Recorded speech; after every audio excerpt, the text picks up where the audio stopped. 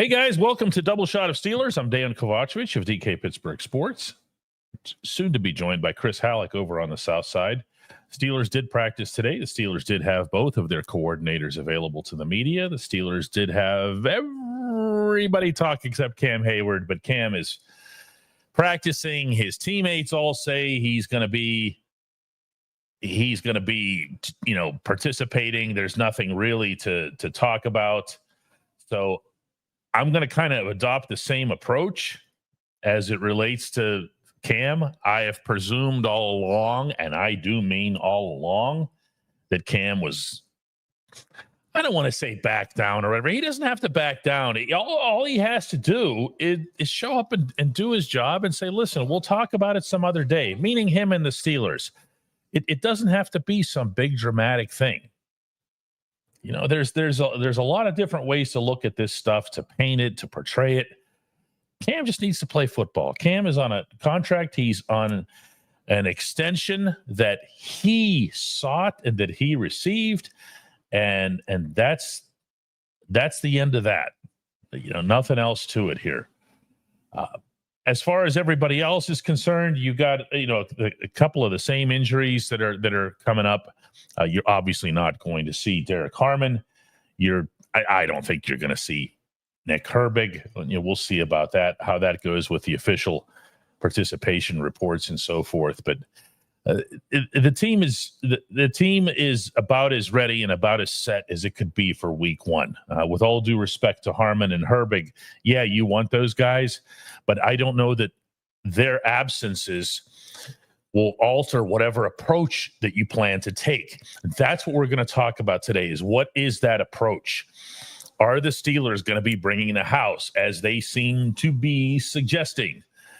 Are the Steelers going to go back to blitzing, as Patrick Queen strongly suggested earlier this week? Are they going to be a team that's, making an identity for themselves through being aggressive again? Are they going to be somebody that puts together an awful lot of sacks the way they used to? A lot of pressures, a lot of everything, a lot of those Myles Garrett stats too. You can throw those in. You can sprinkle them in on top, which is pretty much all they're worth. We're going to get to all that when we're joined, coming right back now, by Chris Halleck. At DK Pittsburgh Sports, we take pride in coverage that connects our city's fans to their favorite teams. Now, that connection's stronger than ever.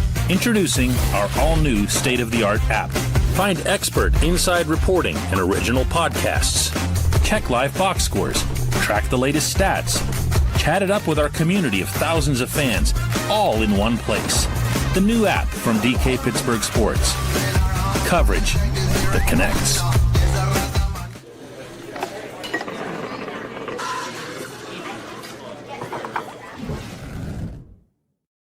Welcome back, as promised, joined by Chris Halleck over on the south side. Some rain today. I had to ask around to see what that water was that was falling from the sky. It's been about, doesn't it feel like it's been about 6 weeks since we've seen rain here? It's been a minute. I'm actually sitting here. My computer is on top of my car, and I've got an umbrella covering both the computer and myself. So it's a really fun rig that I wish I could show everybody. I could literally just that's the umbrella right there. So yeah, this is life and doing live podcasting outside in the elements. You get to meet the players. Yeah, you get to meet the players, shouts the boss. Meet the players. Oh, it's so privileged. Yeah. It's a different kind of challenge. It's also a challenge that we I'm trying to think of some good Tomlinisms here, that we welcome, we absorb, we want those in our lives here. Chris, what anything striking among any of the developments today over at practice? Well, the big thing is Cam Hayward didn't practice today. Is that big though? Is it? It is for everybody who is looking at it through the lens that they want to look at it through. They want to look at it. They want to look at it as Cam Hayward has a contract situation, and he didn't practice because he wants this contract thing resolved before Sunday. That's what a lot of people are going to assume. But here's the actual thing: if Cam Hayward didn't have a contract situation going on right now, literally like him practicing today would be par for the course. Yep. He gets a vet. Yeah, practicing or not practicing. He would either get Wednesdays or Thursdays off. Right. Usually Wednesdays, though. Maybe that's what's throwing everybody. But see, here's the thing. I went back and looked. Two of the last 3 Wednesday or Thursdays, he has not practiced like to start the season. So like last year, he practiced on the Thursday before the season opener. But then the 2 seasons before that, he did not practice on the Thursday before the opener. So it does count as what would be. Oh, now the wind's blowing. About to take my umbrella away from me. Yeah, it's pretty strong. Yeah. Yeah. And so, yeah, unfortunately, I can't go inside because Central Catholic is about to start their practice inside. So I might have to get in my car. But either way, today we wouldn't be talking about Cam today. It would be, oh, Cam had a vet day. No big deal. But because of the contract situation, everybody wants to put it through that lens. Now, the bigger deal about the Cam situation is it isn't about him not practicing today. It's about him not talking to the media today. Yeah. At the same time, though, a lot of his teammates did talk, and one of them in particular, Alex Highsmith, was saying in pretty clear terms that he's expecting Cam to play, that he was confident that Cam will play. Now you can interpret that a bunch of different ways too. I just honestly, Chris, I can't envision any scenario in which Cam isn't playing. As Jay Mood says here in our live chat, if Cam doesn't play, it hurts his legacy, and he has to be aware of that at this point. He just does. This is not somebody who shuts himself off to the outside world, kind of the way we see Chris doing at the moment over there in his car. But that's okay. That's okay. We adjust on the fly around here. So is Cam still whining? No, Dr. Shadow. He hasn't whined at all. He hasn't said a thing. So let's just keep it at what it is, and I'm going to ask here that we turn this toward something that I believe will actually apply and be useful to our audience as it relates to Sunday's game. And that's going to be the approach that the defense takes with Cam up front.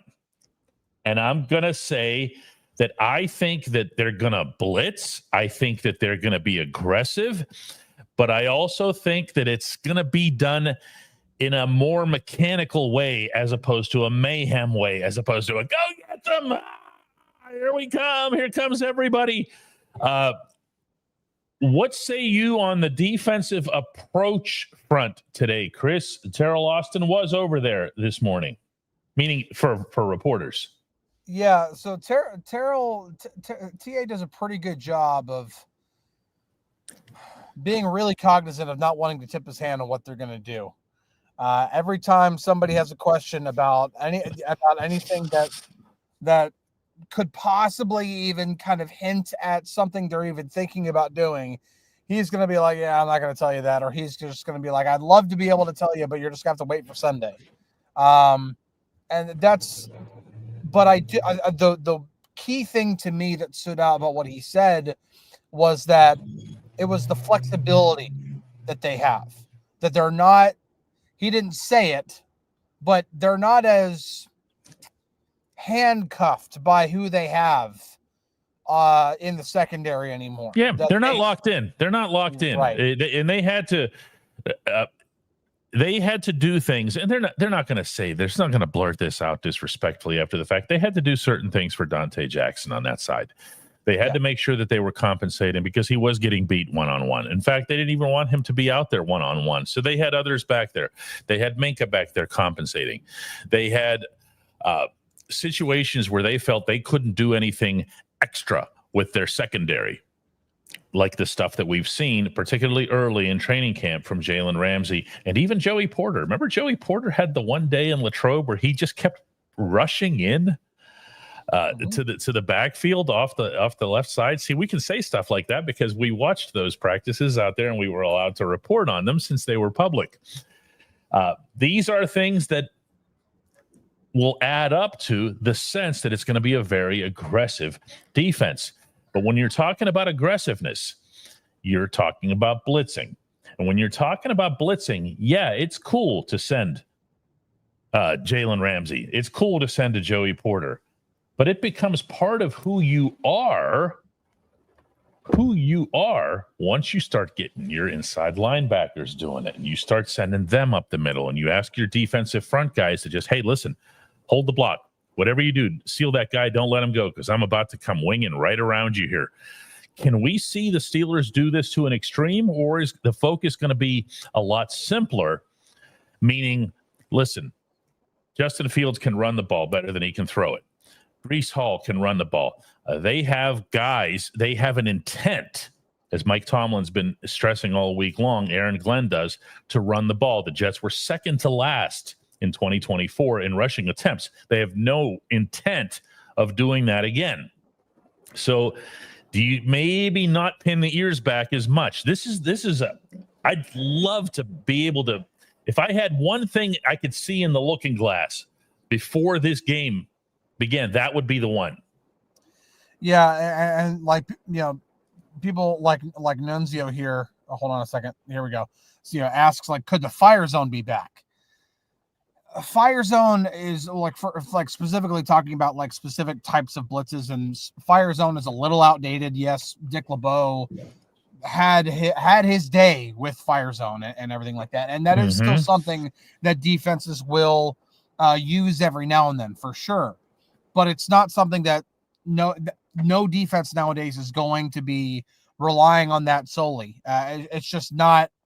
NFL offenses have figured it out. And right now it's more of a change up than it is any kind of core. All right, hey, third down, we're coming at you, and it's going to be a zone blitz, and here we go. Pin your ears back, let's go. But there are a number of different ways, and the thing is with the Steelers, yes, I could see, and they should be using guys like Patrick Queen to blitz more often. Now, I'm not saying that every time that you send a blitz that Queen has to be the fifth guy or the sixth guy. But he was a very good blitzer with the Ravens, so use it. He didn't do that last year almost at all. He needs to be blitzing more often for sure. And the big question is why? Well, why did the Steelers blitz as often last year? Well, that's leaving your secondary out to dry a little bit, and when you leave your secondary out to dry, and they can't cover. Here you're going to only compound the issues for yourself. So yeah, that's this. And it sounds great. Send the house right up until somebody's running 80 yards in the other direction. And Jabo brings up here in our live chat, can the defensive backs hold up in man coverage? It seems risky. It might seem riskier to you, Jabo, if you'd been there like we were in the scrimmage, the controlled scrimmage with the Buccaneers over at Acrisure Stadium. Now, a lot of that was really controlled, meaning Tampa Bay asked the Pittsburgh coaching staff if the Pittsburgh defense could be in a zone alignment, which I don't think is really going to be what the Steelers are doing. And they've got Baker Mayfield and Mike Evans. Let's just say it didn't go well for the Pittsburgh side. So at the same time, you could visualize what it would look like if your secondary wasn't any good, because that particular day, things didn't go all that well. You had really better have a lot of trust in these guys. And I don't just mean the three coverage people. I'm talking about Juan Thornhill. I'm talking about Deshaun Elliott and his role. You got to take care of the job. Yeah, absolutely. But when you look at who the Steelers have, a lot of the time, whenever it comes to the type, Arthur Smith was talking about it today on the offensive side.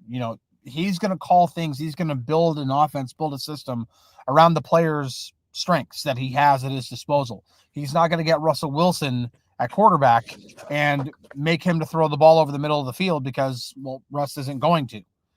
He's going to try to dial some things up that he knows Russ can do, and Russ can do very well.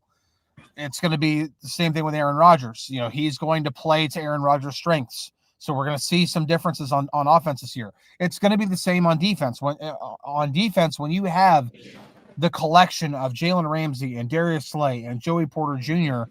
at your disposal, You're Mhm. going to use more man coverage because those guys can all play really great man coverage. And when you have the defensive front the Steelers have with TJ Watt and Cam Hayward and Alex Highsmith, and then you add in the ability for either a Patrick Queen or Peyton Wilson or somebody else to also be a blitzer, you have the ability where if pretty much your secondary can give the pass rush 2.5 to 3 seconds to get to the quarterback, that they have a really good shot of getting to the quarterback. Now, and this is where like the fire zone question comes into mind, is that if you leave holes that quarterbacks can hit in a second or a second and a half, you can send 8 guys and it doesn't matter. You're not getting there in time. You're not getting there fast enough. So but the one thing that and Matt Williamson brought it up earlier this week on one of his Scouts Eye podcasts, is the Steelers need to have more blitzes that come with players that wind up being unblocked. They were terrible at that last year.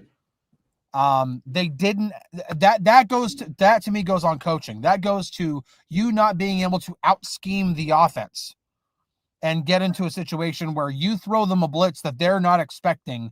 And now you've got one guy running free. That didn't happen enough last year. That needs to happen more often.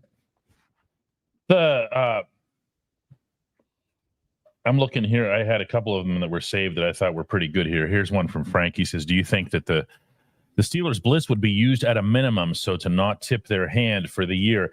I don't believe that there's any component of entering a week one and thinking to yourself, those guys suck and we don't need to be at our best to beat them. Because that's actually, Frank, if I take your question and I translate it into real world talk, that's what you're saying. Those guys suck and we're not going to show them our best. We're not going to be at our best. No. No. Now, it's the NFL. When I ask about whether or not the Steelers should unleash all their blitz packages and so forth, I ask it not from the prism of the other Jets being a bad team. I ask it because I wonder if it's the correct approach to that particular offense and to their strengths, not to their weaknesses. When you're talking about an offense that's led by Justin Fields, your main concern in terms of holding rushing yardage down is holding the quarterback's rushing yardage down. Tomlin has made, on more than one occasion, a little bit of a side spiel on this subject. He feels that in general that quarterback rushing yards don't get enough appreciation around the NFL for what a variable they are over the course of a game. When you see that a team finishes, for example, with, let's say, I don't know, this was around Kenny Pickett time that he was making this point, 150 yards rushing for the game. If you're a defense, that's considered unacceptable. But as you look at the box score immediately after the game is played and you see that the other team's running backs were held to less than 100, you think you did okay. You didn't. Yeah. You didn't at all. If they beat you with the quarterback's legs, if they beat you on end arounds, which, by the way, is something that I don't even know if it's going to exist in the Steelers playbook this year. I just want to throw that out there. That used to be a real thing. The whole Matt Canada, hey, everybody, you're all running behind the quarterback. Look at us. I don't even know. I'm not saying it won't, but I'm not saying it will either, for sure. Those are still rushing yards. Those are still yards that are accumulated on the ground, and those are still yards that beat you. I really believe that, look, if Breece Hall gets himself 80 yards or something like that, which is a typical performance, or maybe a little bit less for him, and you get that, you get 100 or ish out of your running backs, plural, on that side, then Fields and what he gets on the ground is the variable. It just is. Yeah, and that it doesn't matter if those yards come on design runs or improvised runs. Yeah, scrambled, which is usually where Justin's are. Yeah, Justin's not a guy that he doesn't do a whole lot of run first. There will be. I would even set the over under at 5 designed plays in which there is a zone read or something where Justin can either hand the ball off or keep it himself. It would not surprise me if that's the case. Just because, like, when you have that guy who can do that for you, take advantage of it. Now, don't run him to death and risk injury. We've seen the Ravens, do that too much with Lamar, and obviously it hurt them, in previous years. So sure, be prudent with it. That's the word Mike Tomlin likes to use. Be prudent with it, but at the same time, when you have it, play to your player's strengths. Arthur Smith joked today. He was like, when we were in Tennessee, and and we were in second down, and I would run the ball because I had Derrick Henry. I'm gonna run the ball. It gets a laugh, but it's like, it's true. I thought the whole idea was to give the ball to your best players. Well, Justin Fields is going to be one of the Jets' best players and most dangerous, versatile weapons, and his legs are a big component of that. So the Jets should be trying to take advantage of it. Dave Black would like to see the Steelers take on an original tack in their defensive approach this Sunday and have TJ Watt be allowed to tackle the guy who actually has the football. I'm sorry, all of these are fair until they are fully erased. We saw it wasn't the dumbest scheme. Let's be clear about that, because it worked in the previous meeting between the Steelers and Ravens over here. It worked. You don't do it again. And if you do it again, you don't stick with it through the third quarter when you can clearly see that the other guys have figured it out. James Chamberlain says, I don't know if this is true or not, and it makes me wonder by watching games, but I've heard that the team doesn't practice the game plans. They practice situational football and 7 shots. I have no idea what you're referencing, James, or where you would have gotten such a thing. Situational football on a game prep week. That's the situation. Okay. You are planning for the situation, which is Sunday's game. Simple as that. You do it all week long. And then on Saturday, in the walkthrough, which is not covered by reporters or anything else, you're going to go through stuff that the coaches feel like, hey, let's really make sure that we've nailed this, or super crazy top secret stuff that they really can't risk getting out in advance. Fake punts, that kind of stuff. You know what I mean? You don't see a whole lot of fakes, fake field goals and things like that whenever reporters are there watching. So no, to whatever you said there, the answer is no. Sorry, Chris. If you disagree, go right ahead. Okay. I don't disagree. My brain is literally trying to not explode right now. I don't know where do people come up with this stuff? We're here every day. Just wait for us, okay? Holy crap. We're here every day. Where do people come up with this stuff? I mean, they literally, this is not me giving away stuff that I saw in practice. And so, you can't report it. No. Every single team, including the Steelers, does. Be nice to James. Good dude. James is hungry for Steelers stuff around the clock. And that means that James is going to go to some unfortunate places over the course of his day. This isn't directed at James. This is directed at just where you read, where anybody reads stuff. It's just hilarious. Every single team has, I can tell you right now, and I don't even have to say what I'm seeing. There is somebody acting like Garrett Wilson this week. There's somebody acting like Breece Hall this week. There's somebody acting like Braylon Allen this week. There's somebody acting like Justin Fields this week, even though Steelers don't have a quarterback. Yeah, for James and for anybody else who doesn't know how this works, that's called the scout team. Yeah. And if that term sounds familiar to you, that we were bringing it up in relation to Will Howard when Will Howard was supposed to be the 3 quarterback. That Will Howard, had he been healthy, and now it's Skylar Thompson, goes out there and functions as Justin Fields. Now, is Skylar as hard to catch as Justin? No. Skylar can move his legs enough to be able to mimic it. That's the way these guys are assigned certain positions. That's what they're being paid to do this week, is to function as the other Jets. They don't wear a uniform or whatever. You'll occasionally see a color cover go onto their helmet so that there's a distinction.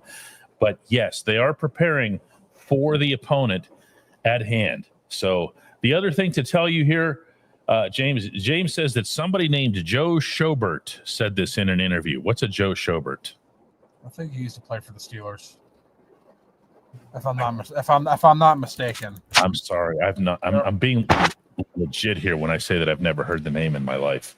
Yeah, he played for the Steelers before. He was a linebacker. Okay.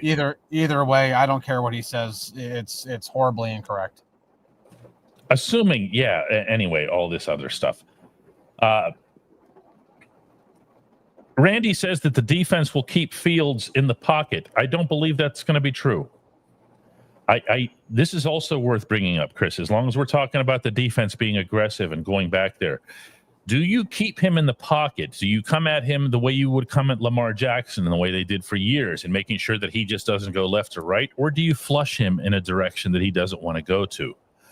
That's a really, really valid question. Let's be real here, okay?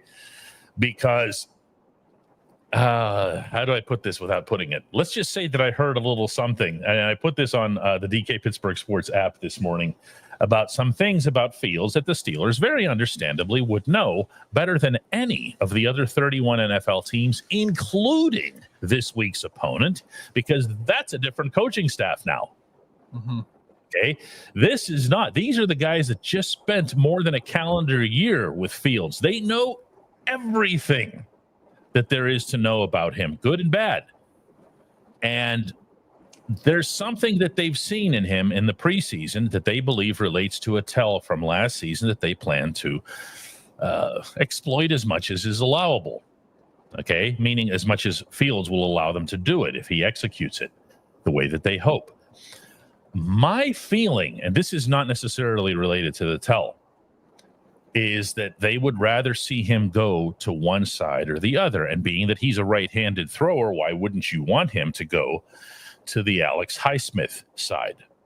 Just throwing that out there. He's thrown against his body. It's a greater challenge for him. I looked at some of his preseason film after getting this information, and I saw that maybe just by coincidence or whatever, he was going off to his left side. They went against the Giants in one of those preseason games, and the Giants had him going to that side, and he was looking up to throw. He didn't see anything, and he checked down to a running back that was a yard or two away. Just throwing it out there. That's by the way, I'm glad I'm in my car right now because it is pouring down rain right now. I mean, pouring.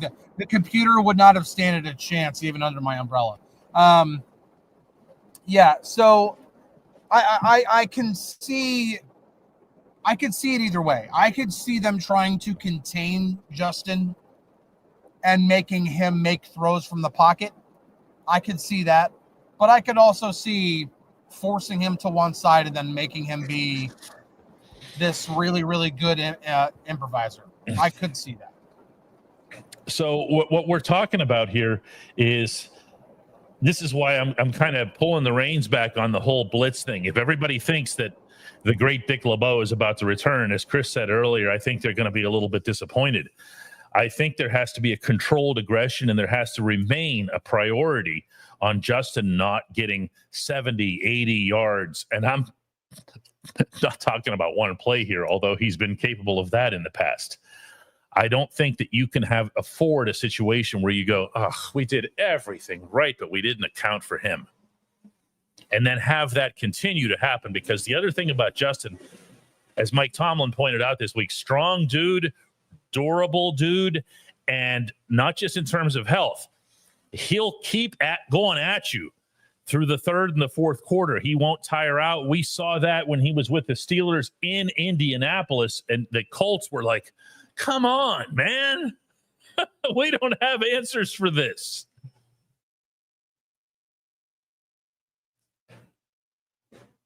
Oh, we lost Chris there for a second. Sorry. There he is. I had to mute because it was so loud coming down on my car. Oh, the rain. That's funny. So I was having a conversation with a couple of the players, just off the record, just chit chat about this is today. No, this was yesterday. I was chatting about just quarterback mobility, and I wasn't even mentioning Justin Fields. I was actually talking about one of the plays that Lenore Sellers made for South Carolina over the weekend, in which it was 3rd and 13, and he breaks one tackle, he breaks another tackle, and he just takes off and he converts the 3rd down late in the game too. And I remember talking with one of the defensive guys, And even describing it the way I just described it to that player, you could see the look on his face of just, it made him cringe. It just made him go, oh, that's the worst feeling for a defensive player. It's the worst feeling to know that you took care of every bit of business. You covered everything up. And yet that quarterback was able to convert something like a 3rd and 13 with his own legs. That is the adjective that's consistently used to describe that as it's back-breaking. Those are back-breaking yards. It just sucks the life. Yeah, we did everything right. It's the worst. It's got to be the worst feeling out there for an NFL player is we did everything right. And you looked around and you saw that all 11 guys did everything right. Everything per the script, the way it was supposed to go, the way that would make the coaches happy. And then, poof, the guy's downfield 30 yards. It does hurt here. Today, on this same subject, Terrell Austin was talking about Patrick Queen. And we have a clip on that. Hopefully you can set up for us, Chris. Yeah, I asked him about, because a big bugaboo about this defense is communication. And so I wanted to ask specifically about, well, the guy who is responsible for communicating everything to the defense, calling the plays, getting the call in, communicating that to the defense, and how much more comfortable he is this year, because it's well documented how much of an adjustment that was for him. And asking TA about that, he went into a pretty in-depth answer about that. TA, are you seeing, I mean, Patrick Queen talked a lot last year about the adjustment of having the green dot, learning the defense and everything, and just having that entire, how have you seen him, are you seeing him being more comfortable being in that role this year and just playing a little more free now? Yeah, I think he's a lot more comfortable because I know it seems easy, just, hey, you're just hearing the guy talk to you, but, sometimes you don't want to hear my voice. and I'm talking to him, and sometimes you're giving guys, hey, here's the call, but, hey, alert for this, make sure you relay this, do this. There's a lot of things that are really going on that mic. And so, at first it can be unsettling. You're talking about a guy in a new city learning new stuff, all kind of learning his teammates, and now there's a comfort level there. And so I think he can take that information in a lot more smoothly than he did last year and get it out a lot more smoothly. So I think he's been really, really good in terms of that this year. I think how we communicate is a lot easier and better this year. TA, you can tell he's had significant coaching in his background. I've been meaning to say this about him for a while. Really, really good with reporters. Like he just has a real comfort level about him. And obviously between him and Art, you've got a couple of guys that have a lot of experience in the NFL, and both have that. Which is pretty neat. I don't know that you're going to see. I don't know that you're going to see the defense look like it's revolutionizing anything on Sunday. That's my main point of today's program. I think there are going to be games where that becomes vital because of matchups, not because of looking down to your opponent. I also see that the capability is there, and what has these guys excited when we talk to them about it, Chris, is that they feel like there's going to be, we can get after it in this defense. We can, and we will, depending on the circumstance.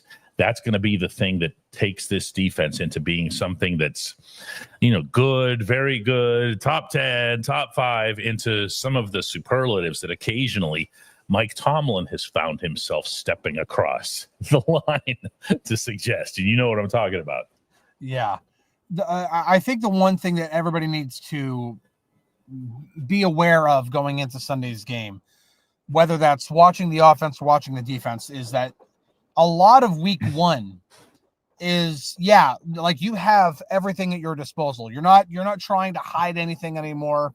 You're going to go to all lengths and all stops to try to beat the team across from you. You are game planning to beat that team. Yep. But because there's no tape on this team from this year, there are going to be some unknowns. And on the defensive side for the Steelers, there are going to be some unknowns. This is not going to be the Jets team that finished dead last in the league in rushing attempts last year. They are going to try to run the ball, and they're going to do it a number of different ways with Breece Hall and Braylon Allen and Justin Fields and these guys. They're going to do it a number of different ways. The best way that you can know that either the offense or the defense is going to play well is how often do they limit beating themselves? How often or how much can they limit penalties? How much can they limit just mental errors? And that's why I asked the question about communication today. How often can you make sure that you don't have busted coverages and have the same type of miscommunication issues that we saw this defense have down the stretch last year? You know, that's the kind of stuff that if the Steelers are very buttoned up in that way and they don't have a lot of penalties and they don't beat themselves, they should win this football game just based off of that. They don't have to reinvent the wheel. They don't have to come up with a zone blitz that revolutionizes defenses. They don't have to come up with this stuff to beat the Jets. They just have to do their job and make sure they don't beat themselves. If they do that, they stand a very good chance of winning because they are the better football team on paper. Now, Pittsburgh fan 412 is asking if Peyton Wilson is going to be a Justin Fields spy. Chris, have you heard anything from anybody this week on the South Side to suggest that there will be anything remotely resembling a spy in this circumstance on Sunday? If there is, if I've seen something with my own eyes, I can't say what it is. I know that. And nobody's going to talk about it. Nobody's talking about schemes. Nobody's talking about it. Yeah. but there are guys that'll say something like, yeah, he's going to be, you know, in some form or other, they'll let you know that there's a special emphasis on the responsibility. I will reiterate, as I've done a couple of times this week already, this is a defensive coaching staff between, regardless of who you feel is the actual coordinator, whether it's TA or whether it's Mike Tomlin, that has not traditionally done this. They have not gimmicked up their defense. There have been really rare occasions. You remember when Justin Gilbert was told to just line up against Gronk and just chip him and follow him wherever he went? And you want to talk about frustrating. The Steelers would do everything right. Gilbert did his job right. Was it Sean Davis? Sean Davis, of all people, was then put on the second, that he was the second in command. Like, Gilbert would get him at the line of scrimmage and SD would follow him everywhere else. And it didn't matter. It just didn't matter, because not only did Gronk find a way to be 1 millimeter open, but a certain somebody at quarterback would find a way to make sure that football made it into that millimeter. And they'd just get beat. And they would just get beat. And they would just get beat the whole way down the field. And of course, this was all in the fourth quarter, because that's how that would go too. It happens sometimes. It happens. No, I don't see a gimmick coming. If you want to call that a gimmick, I think spying. I think a spy is something that you do in an extraordinary situation. Yeah, I don't. I think, again, this is kind of where the Madden experience comes into effect, you know, because that's a pretty popular play on in defenses, is where you can have a quarterback spy. And listen, like, it's a play that can be used every now and then. Sure. There might be certain plays where they're like, you know what, it's 3rd and 16. We're going to drop 7 back in coverage. We're going to make sure that we're all buttoned up back there. And then instead of rushing 4, we're going to rush 3. And that 4th guy is going to kind of hide behind the rush so that the quarterback can't quite see him. And then if the quarterback decides to take off, then, well, we've got a guy to, if he doesn't get to him, he's at least going to slow him down enough to make sure that he doesn't get to the sticks. But that's not every single time. It's not going to be third down, no matter what. All right, who's spying Justin Fields? It doesn't work like that. James Fairfield gets the final question of the day. He asks, is real defensive innovation even possible with our coaching staff? And of course, that's going to come with a snarky tone when you ask it like that. And it probably is intended that way. I think to an extent it's valid. You know, among the many things that Tomlin said Tuesday in his press conference, and I love to pick those apart. I find that there's so much more information in those things than what people hear at face value the first time he says it. One of the things that he brought up related to his defense was that the personnel are there, the people are there, and to use his word, the schematics are there. that he felt that the schematics can be part of what makes the defense great. Okay. I mean, I don't know what it is that he has in mind when he says that, but that's definitely what we call in the journalism business a filer. Like, you put that one away and you save it for, a rainy day like this and say, what the heck did he mean by that? Yeah. I actually don't know, Chris. From some conversations that I had in training camp that I'm not allowed to talk about on here, there are certain times in the past couple of years that that I know that Mike Tomlin has wanted to do different things on defense. And because of who he had in certain positions, he just couldn't. He couldn't. And you could just say, well, the coach should challenge the players anyway. Well, coach should also be smart enough to know, like, hey, I'm not going to rely on Dante Jackson or Beanie Bishop or certain guys to do certain things that they're not capable of, or they haven't proven themselves to be capable of.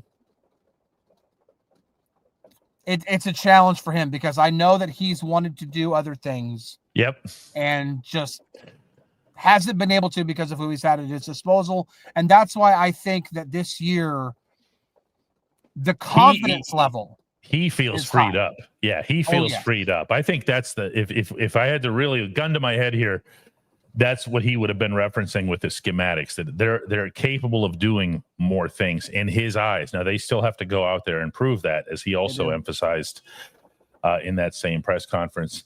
Guys, appreciate having you here today. Appreciate having you with us every day. I want to let you know that the work that Chris Halleck and I do happens on the DK Pittsburgh Sports app. And we would love to have you on that app. That's the best place to find out what we do. That's the best place to support what we do, as long as I'm throwing that into the mix. If you're interested in having our app, and by the way, you can watch this show and listen to our podcasts. All of that stuff also can happen on that app. Download it from Apple at the App Store. Download it on your Android device from Google Play. Those downloads are free. The part that isn't free, but it also doesn't cost much at all, is to get the premium version that doesn't have ads and that has all kinds of benefits, including being part of our one-of-a-kind community there. We have people following us from 150 different countries, and that's actually not an exaggeration. 155 corrects the boss. We have lots of different countries represented in places like we run the obscure list at times. It's great. Danny says that the app is great, and we appreciate that. The place to get the premium discount, massive discount, is to email me directly. I'll sit here after the show and answer you. Okay, email me directly, dk@dkpittsburghsports.com, and just say you're looking for the discount for the app. Download the app first, though, or else the instructions won't make any sense to you. Chris, one more. Chris is not going to be at practice tomorrow. I'll be at practice tomorrow, but we're still going to hook up and do one of these here programs afterward, and then Saturday flying. We'll be flying out there on another jet. On another jet. Another jet. That's awesome. Final thoughts today, Chris. Oh, man. Final thoughts. I still think at the end of the day, now we still have yet to see what happens on Friday. I do think Cam Hayward ends up playing. I really don't think he's going to sacrifice his legacy, and I do think that his legacy is at stake. Sure, in the grand scheme of things, if he doesn't play and this ends up being a pretty ugly start to the season, I think in the grand scheme of things, he will still be looked at as a great Steeler, but I don't think he'll be on the same level as he was before. I do think that, how long? It's not the same situation whatsoever at all. But how long did it take for Pittsburgh sports fans to get over Jaromir Jagr? It's 20 years. It was 20 years. And and now this isn't like that. He didn't go and sign with the Flyers after Mario was trying to bring him back and everything. Okay. But we will hold a grudge here. And Cam's not exactly new to the city or new to the fan base here. And he's going to play. He's going to play. How about that for a final thought for the day? I think we agree on this, right? I mean, listen, not only did Alex... You're not 100%, are you? No, I'm about like 95%. There's like a 5% part of me that's like, it's almost at the point where I'm like, until I actually see him on the field, or if I hear straight from his mouth, I'm going to play on Sunday. Like, there's still a very, very small part of me. But the one thing that's going to happen, and this is why I think it's going to make him look bad if he doesn't play, is Alex Highsmith said very confidently, like, that's our leader. I'm confident he's going to be out there. Then Tara Lawson, absolutely, he's going to be out there. Yeah. Like, you've got coaches, you've got players. Like, come on. Like, if he doesn't at this stage, if he decides at the last minute, no, I'm not going to play. I mean, do you remember what the reaction was like in the locker room whenever Le'Veon Bell told the players, I'm going to play, I'm going to play, I'm going to play, and then he didn't? What was the reaction like? They were all mad at him, not at anybody else. Oh, yeah. That's exactly what I'm saying. How it went. The ringleader of that group was Ramon, by the way. Ramon was ready to just kill him. All right, guys. We'll see you tomorrow.